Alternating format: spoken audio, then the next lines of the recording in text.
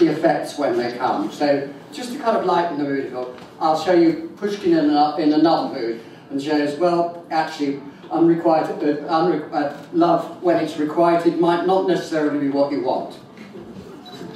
Okay.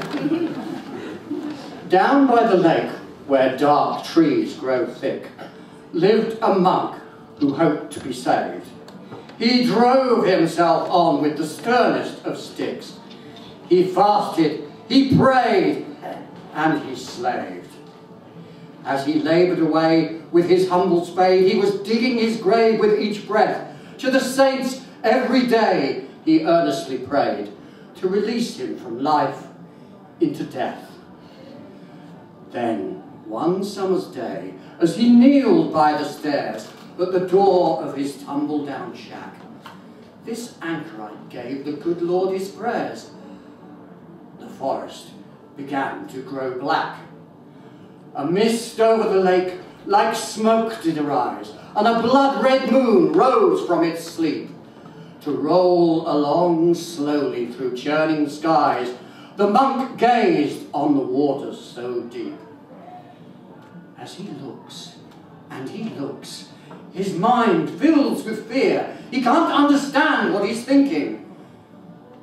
But he sees all too clear water bubbling near, then all at once quietly sinking.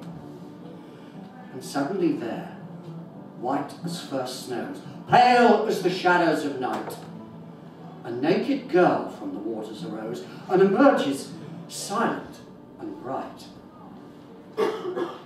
She stares at the monk as she sits by the lake and softly combs her wet hair. The holy old monk, in fear, starts to quake, entranced by her beauty so fair. She beckons him on with a wave of her hand and nods to him quickly, "Come to me." Then, like a falling star, she's gone from the land to plunge in the waters so gloomy. All that long night, the old man can't sleep. All the long day, he can't pray.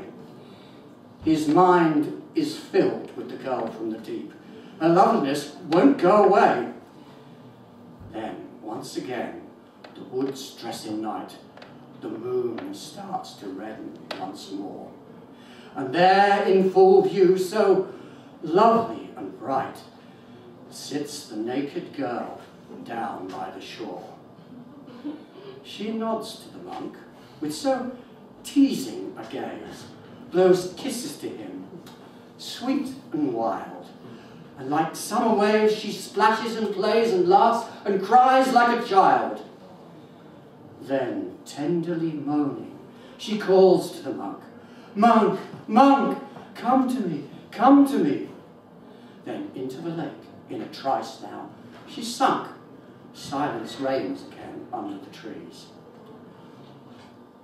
On the third day, by the enchanted shore, sat the passion-filled old anchorite to wait for the maid, lovely as before, and the woods filled with shadows of night. When bright dawn came up and kicked out the night, the monk was nowhere to be seen. But some boys passing by said they caught sight of a beard afloat on the waters so green.